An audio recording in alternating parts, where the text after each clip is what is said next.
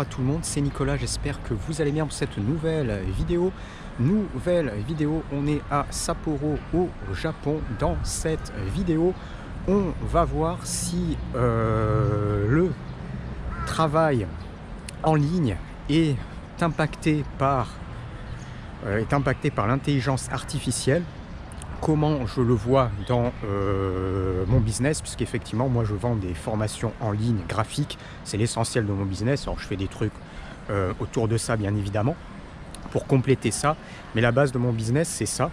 Et je vais parler un petit peu, est-ce que c'est fini, est-ce que ça va être foutu ou quoi que ce soit. Quelle a été l'évolution en fait sur les temps assez récents par rapport aux formations en ligne.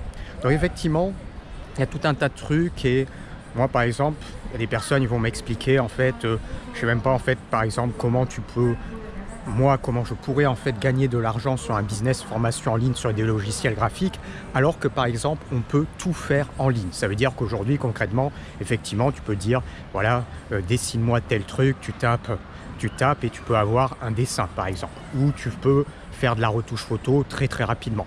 Donc tu peux faire énormément de choses, effectivement, très rapidement, avoir un rendu rapide, ce qui est effectivement un fait.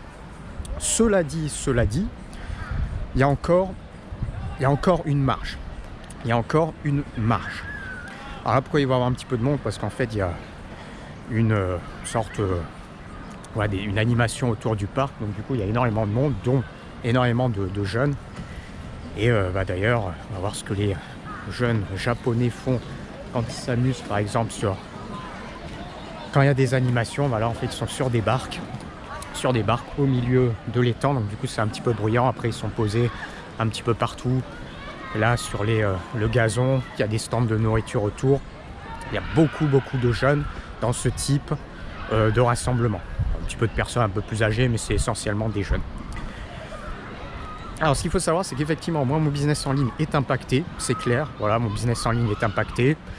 C'est vrai que c'est pas forcément facile, hein. Je l'ai vraiment vu, je l'ai vraiment vécu. Moi ce qu'il faut savoir, c'est que par exemple j'utilisais uniquement les places de marché pour vendre des formations jusqu'à peu près 2022. Et en fait en utilisant juste les places de marché, j'avais fait un pic vers 2021-2022. Et ces places de marché là en fait se sont grosso modo cassé la gueule. Donc effectivement ça m'a fait une grosse chute en termes de revenus, dont notamment sur une plateforme où j'avais atteint un pic où j'étais quasiment à 1000 €. Et en fait du jour au lendemain ils ont changé leur truc et je suis passé à 100 €. Et il y a eu ça. Après il y avait une autre plateforme en fait où ça tournait vraiment bien. Et cette autre plateforme c'est pareil, l'intelligence artificielle, la concurrence, les trucs fait que ça chute. Et effectivement c'est tout ce qui est plateforme comme ça. Pareil, j'avais fait un business que j'ai toujours d'ailleurs sur Amazon, vendre un certain nombre de trucs sur Amazon. Et là c'est pareil, place de marché. Et là ça fait quelques 2-3 ans ça chute vraiment. Et c'est vraiment très compliqué, tous ces systèmes de place de marché. Alors que vers 2020 c'était vraiment quelque chose qui était vraiment lucratif. Donc effectivement il y a vraiment une grosse perte qui n'est pas forcément en fait uniquement vue par l'IA. Par exemple sur le cas d'Amazon, en fait vendre des carnets, des trucs comme ça, c'est tout un tas de contexte, c'est pas que l'IA, il y a un système de concurrence, il y a également le système où de taxation où tous les prix augmentent, les machins, les trucs, où les plateformes te volent toujours un petit peu plus à droite à gauche. Et du coup c'est vrai que ça fait une chute importante entre, je dirais que ça a démarré. Ça a commencé un peu à foirer vers 2022. Alors moi j'ai commencé à vendre des formations, des trucs en 2018. Voilà, j'ai vraiment commencé en 2018. J'ai commencé à en vivre en 2020. Et tout ce système-là, c'était après bien entre 2020 et 2022. Et puis 2022, ça a commencé un petit peu à partir en vrille sur la fin. Et puis là, depuis, effectivement, c'est plus des trucs qui sont très lucratifs. Ça me permet quand même de faire des revenus bien évidemment, mais c'est clairement plus que c'était. Et à mon avis la tendance va pas recroître. À mon avis c'est mort. Heureusement à partir de 2022 j'ai fait une transition pour vendre mes produits par moi-même. J'ai été à fond sur chaîne YouTube, j'ai été à fond pour me créer mon site, et du coup en fait ça a compensé, ça a permis de compenser, alors ça a fait progressivement, mais de compenser en fait la perte que j'avais sur les places de marché. Et j'ai réussi un petit peu à la compenser comme ça. Mais bon, le problème par exemple du site, c'est pas évident de bien évidemment vendre des cours. Tu ne vends pas forcément un cours tous les jours ou des trucs comme ça. Donc ça peut être un petit peu aléatoire d'un mois à l'autre, mais ça reste intéressant. Donc sur le cas du truc graphique, en fait, moi je pense que les formations, voilà, pour les gens qui veulent par exemple vendre des formations, je pense que tout ce qui est formation en fait, par exemple une formation sur le voyage, une formation sur l'expatriation, le développement personnel, je pense que tous ces trucs-là en fait c'est mort, faut arrêter. Voilà, je pense que tous ces trucs-là en fait c'est mort, faut arrêter. Faut arrêter. Et d'ailleurs moi j'ai viré mes formations que j'avais fait sur des trucs comme ça parce que voilà, c'est mort, tu as énormément d'infos sur internet, en plus d'avoir des infos c'est pas bon. Grosso modo je pense que ces types de formations sont mortes. Par contre, je reste toujours persuadé que les formations purement techniques, bien que ça évolue, les formations purement techniques sur des compétences purement techniques, il y a encore un marché et il y a encore toujours plein de trucs à faire. J'aime bien toujours prendre cet exemple-là. Si par exemple tu sais dessiner, si tu sais dessiner, en fait, tu vas pas te faire remplacer par l'IA. Et pourquoi? Parce que oui, tu peux aller chercher un truc et dire, effectivement, je vais par exemple, je sais pas moi, dire fais-moi un dessin, oui, mais tu as plein de gens qui dessinent par plaisir. Enfin, plein de gens qui dessinent par plaisir, en tout cas dans un certain nombre d'endroits. Il y a énormément de gens qui dessinent par plaisir. Et ça va pas partir du jour au lendemain. Dessiner par exemple par plaisir. Par exemple, là en ce moment, je suis en train de me mettre à fond pour essayer de dessiner des trucs, acheter ma tablette graphique, des trucs comme ça, pour essayer de monter en gamme et justement développer une compétence supplémentaire. Et ça va pas partir comme ça du jour au lendemain.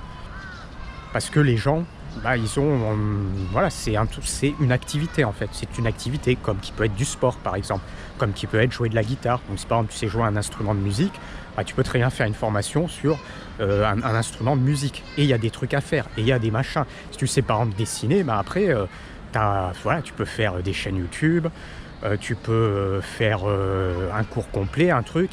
Après on va dire oui, mais on a tout sur internet, tout sur YouTube, mais le problème c'est que c'est pas structuré en fait. C'est pas du tout structuré, t'as pas forcément tout, tu vas chercher des trucs à droite à gauche, et des fois il y a des solutions qui sont potentiellement plus simples, tout simplement d'acheter un cours, et il y a des gens qui également enseignent très très bien.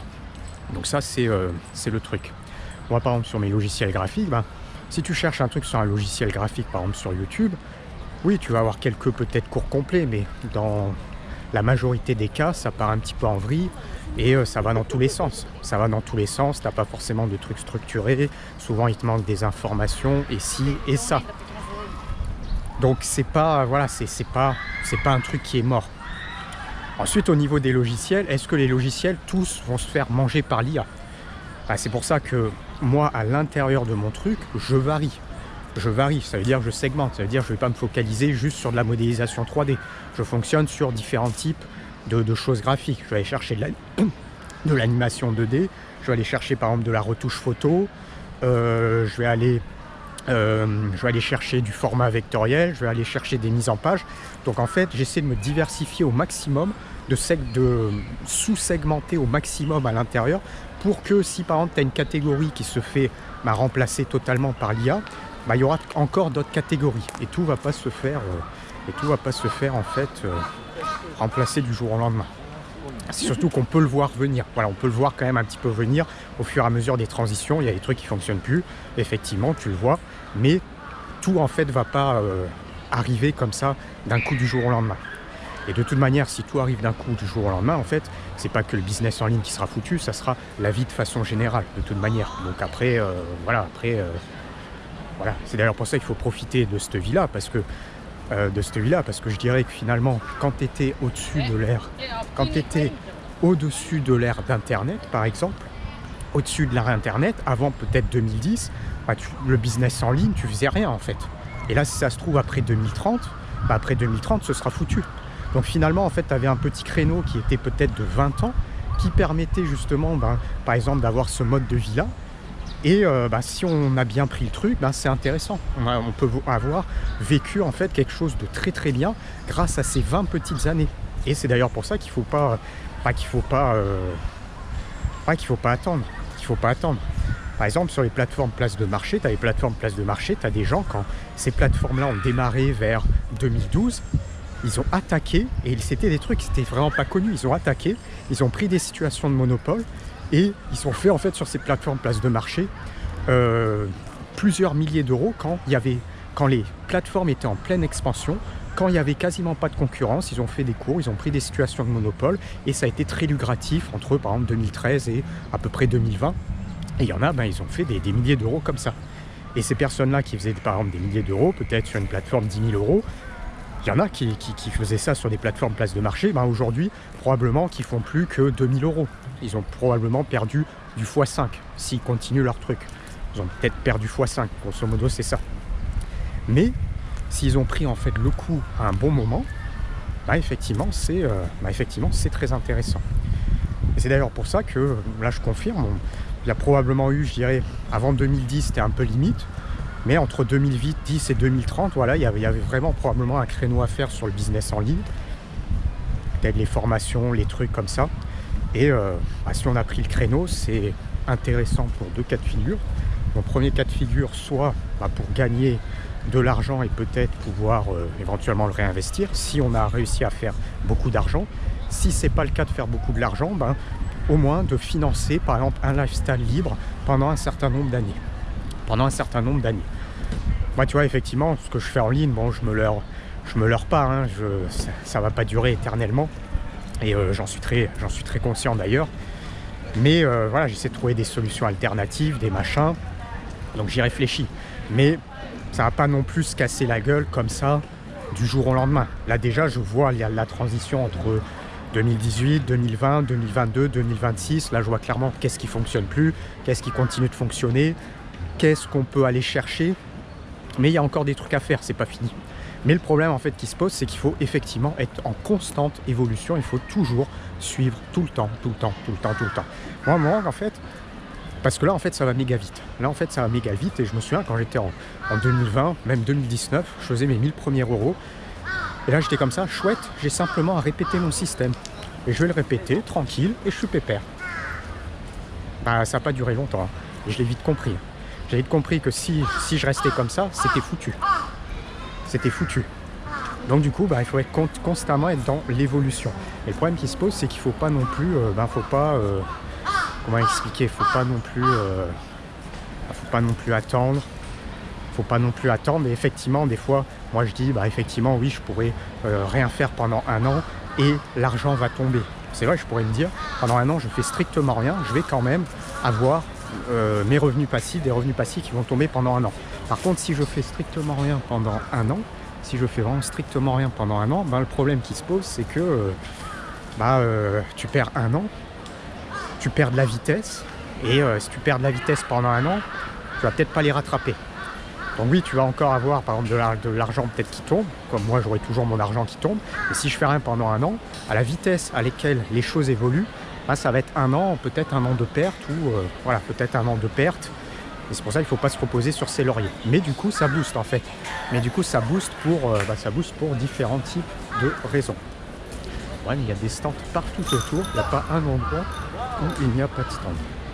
Donc, du coup, je tourne un petit peu en rond dans le bois, là, parce qu'il n'y a pas forcément de trucs. Alors, effectivement, le business formation en ligne, donc il y a encore des choses à faire. Et puis surtout, moi par exemple, je te donne l'exemple des trucs de logiciels. Il y a encore plein de trucs à faire. Par exemple, tu as des gens, ils veulent apprendre des logiciels de CAD, conception assistée par ordinateur. Pourquoi ? Là encore, c'est pareil pour eux, par exemple. Pour, par exemple, créer des pièces pour l'impression 3D, faire des trucs d'impression 3D, réparer des pièces, et voilà, tu as aussi un plaisir. Et c'est pas demain encore que tu dis, tiens, crée-moi cette pièce, telle dimension, tu me l'extrudes de tas, tu as juste à parler et c'est fait. C'est pas encore pour demain. Ça arrivera probablement, mais c'est quand même pas encore pour demain. Donc il y a encore des choses à faire. D'autant que y a également toujours la démarche. Et ça, souvent, on l'oublie. Tu as la démarche. Quand je parle de dessin, tu as une démarche. Tu as un côté artistique, tu as une envie, tu as une activité, tu as un plaisir. Sur de la modélisation 3D machin, c'est pareil. Tu as une modélisation, tu as un côté créatif. Oui, tu peux dire, tiens, bah, fais-moi tel truc en tapant en fonction de ce que je te dis. Il va te sortir un modèle 3D. Mais c'est tout, en fait. C'est tout. Donc ça dépend en fait du business que tu fais. Effectivement, si tu vends des modèles 3D, là tu es impacté. Là c'est sûr que si tu vends des modèles 3D, moi j'en ai fait un petit peu de vente de modèles 3D, et effectivement là tu es impacté. Là effectivement tu seras directement impacté. Mais ça dépend en fait du business model que tu fais.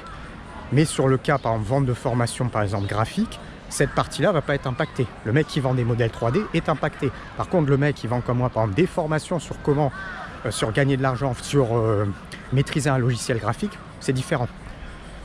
Et puis tu as encore plein de trucs. Tu as par exemple de l'animation 2D, c'est pareil, ça se fait pas, tu as un côté créatif. Tu peux créer des trucs avec des images clés, tu as une démarche, machin, c'est pas demain que tu dis tiens, bah, avance de 3 images clés, puis reviens, tourne-moi le bras, machin, je veux que ton dessin soit comme ça, et ainsi de suite. Donc c'est pas encore c'est pas encore demain.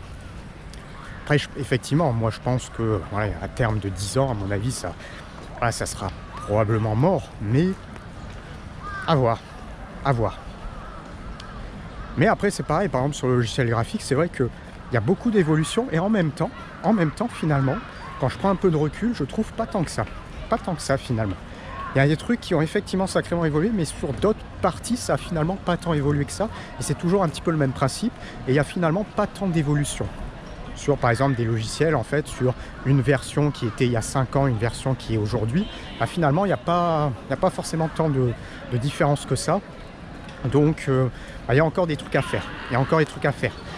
Mais comme je dis, je pense que maintenant aujourd'hui les formations, c'est vraiment, faut se focaliser sur des trucs techniques. Ça veut dire développement personnel, je sais pas moi, un truc, des formations sur la drague, des trucs à la con comme ça. Bon, à mon avis, des trucs à la con comme ça, c'est mort. Ou des trucs sur l'expatriation, bon. Alors, si tu fais des services d'accompagnement, c'est différent, un service d'accompagnement, parce que c'est du cas par cas. Mais une formation sur une expatriation, par exemple sur un pays, bon, ça en général, c'est des trucs, maintenant, je pense que c'est un peu à la con. Ou gagner de l'argent sur comment gagner de l'argent, ça aujourd'hui, je pense que c'est des trucs aussi à la con. Par contre, formation purement technique, ça reste encore... il y a plein de corbeaux ici, il y a des corbeaux partout. Des formations par contre purement techniques sur des activités, des trucs en fait qui ont probablement un côté créatif qui ne sera jamais détruit. Alors quand je dis jamais, bon, si demain c'est Asylum machin et que tout le monde a des trucs sur la gueule et on est dans un espace virtuel, bon là on est d'accord, ce sera détruit. Mais sorti de ce contexte-là, tant que la créativité existe encore, tant que l'artistique existe encore, tant que l'intérêt pour les choses existe encore, n'importe quel truc qui est technique peut encore se vendre pour l'apprendre. Et donc il y a encore quand même un certain nombre de choses à faire. Après c'est vrai que c'est maintenant aujourd'hui c'est un peu le moyen de comment on se débrouille pour le vendre en fait. Et effectivement, là, il y a vraiment un vrai impact et il y a un travail à faire. C'est pour ça qu'il faut diversifier, effectivement. Il faut diversifier ces trucs. Et moi, par exemple, à l'intérieur des trucs graphiques, je diversifie. Donc, à un moment, je voulais vraiment aller cibler, mais finalement, non. Et du coup, je vais faire de la modélisation 3D, je vais faire du CAD, je vais faire de la retouche photo, je vais faire de l'animation 2D, je vais faire de l'animation 3D, voilà. Je vais chercher, en fait, plein de trucs un petit peu différents qui me permet, en fait, d'avoir des variations. Pareil au niveau du langage, je le fais aussi en anglais. Alors en anglais c'est moins lucratif bien évidemment, mais ça fait quand même quelques ventes.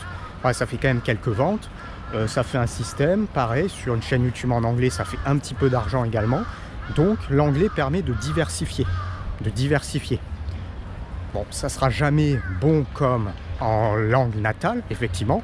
C'est beaucoup plus concurrentiel, c'est beaucoup plus difficile, mais sur du purement technique, là encore, si tu fais par exemple une formation en anglais, tu parles moins et que tu fais du développement personnel, de l'expatriation et que c'est pas ta langue native, c'est mort. En fait, c'est totalement mort de chez mort. Par contre, si tu le fais sur un truc purement technique, comme moi par exemple, où je fais juste une capture d'écran, je montre pas mon visage et on voit l'écran et on peut répéter ce qui se passe à l'écran, là c'est totalement différent. Tu n'as pas besoin en fait d'avoir un niveau d'anglais exceptionnel, on va dire. Et du coup, là, tu peux te positionner. Là, tu peux te positionner parce que tu ne seras pas jugé purement sur le langage en tant que tel, mais plutôt sur la qualité de ce que tu fais sur un écran. La qualité de ce que tu fais sur un écran. Et effectivement, c'est ça. Et effectivement, c'est ça. On va aller sur la petite colline. Et effectivement, c'est ça. Donc voilà. Donc voilà. Il y a quand même un petit peu de saleté dans le parc là. Parce que bah voilà, il y a de la nourriture, c'est un peu la fête. Il y a des jeunes un peu partout, donc quand même un petit peu de saleté, mais ça reste franchement correct. Ça reste franchement correct. Là tu es dans un endroit comme ça, dans un certain nombre de pays, tu aurais de la merde partout. Hein. Mais quand je dis partout, là, ça serait recouvert partout. Bon, là, tu as 2-3 petits trucs par-ci par-là, mais bah, ça reste quand même très très convenable. Surtout quand on voit que c'est blindé de jeunes à droite et à gauche. Donc ça reste quand même très convenable en termes de propreté pour une sorte de système de fête, de machin. Et oui. Donc effectivement, il y a encore des trucs à faire. Donc il faut aussi se diversifier. Donc comme j'ai dit, essayer d'aller chercher plusieurs trucs, par exemple, dans un premier temps. Diversification, c'est quoi? C'est également, par exemple, diversification, ça peut être la langue. Voilà, essayer d'aller chercher autre chose. Diversification, bah, c'est faire des petits business à côté. Donc petit business à côté, c'est quoi? C'est grosso modo, je sais pas moi, petit business à côté, c'est bah voilà, par exemple de la création de contenu sur YouTube. Ça fait un petit peu d'argent, c'est des trucs en fait qui sont des alternatives. Voilà, faut essayer d'aller chercher d'autres types de trucs et essayer de varier un petit peu, effectivement. Puis après, bah, bien évidemment, il y a tout le système. Bon, bah voilà, hein. Investir un petit peu son argent, pareil pour diversifier. Mais après, c'est toujours pareil, il faut pouvoir avoir le pouvoir d'achat pour pouvoir vraiment diversifier. Et bah, c'est pas forcément quelque chose qui est accessible à tout le monde. Enfin, accessible, je dirais, pour vraiment atteindre un niveau et faire des revenus passifs très rapidement. Parce qu'effectivement, si demain tu as 200 000 euros comme ça et que tu te dis, bah voilà, je pose mes 200 000 euros sur des plateformes, des ETF, des machins, bah effectivement, là, ça va te faire un revenu passif, ça c'est sûr.